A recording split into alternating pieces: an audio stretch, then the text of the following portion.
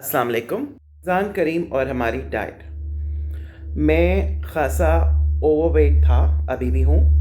91 KG मेरा wait था, जो कि मैंने कट डाउन करके 87 केजी किया है। उसमें मैंने कोई ख़ास ऐसी चीज़ नहीं की, जो कि मैंने कोई फ़ेसबुक या इंस्टाग्राम से ऑनलाइन कोई टॉनिक या कोई हेल्थ पाउडर या so on and so fourth कोई चीज़ ऐसी ऑर्डर की हो कि जो खाते साथ ही अगले दिन मैं पतला हो गया हूँ और साथ बिफोर एंड आफ्टर की तस्वीर के साथ ही आपके 18 पैक्स के बाद 6 पैक्स नज़र आने लग गए। इट्स नॉट दैट, ऐसा कुछ भी नहीं हुआ।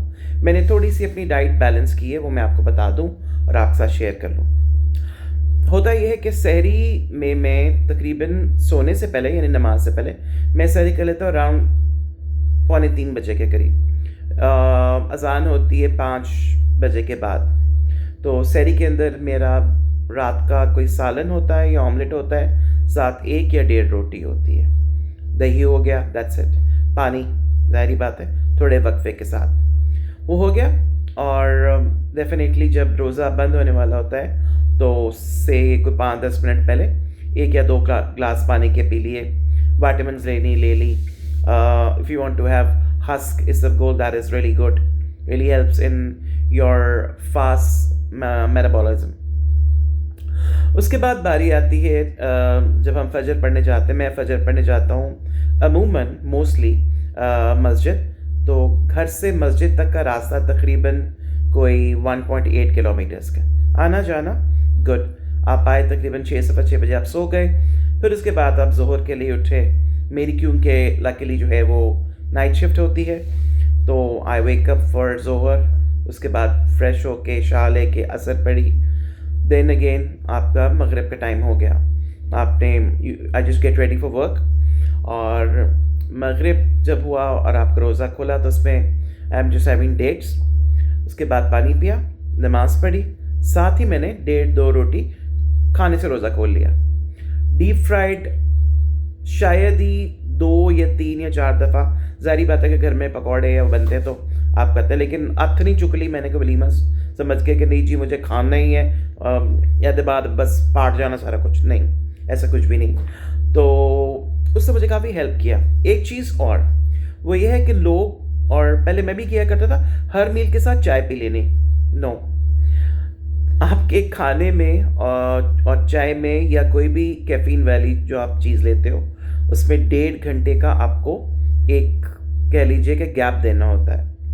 और मेरे केस में कि no carbonated drinks, no artificial flavoured जो आपके सिरप्स या जूसेस होते हैं वो नहीं, बिल्कुल भी नहीं, ऐसा नहीं। फल हैं, बिल्कुल चेंज करते रहता हूँ डाइट। कभी फल हो गए, कभी साथ चने हो गए, कभी स्टर फ्राइड आपने राइस के साथ कुछ बना लिया।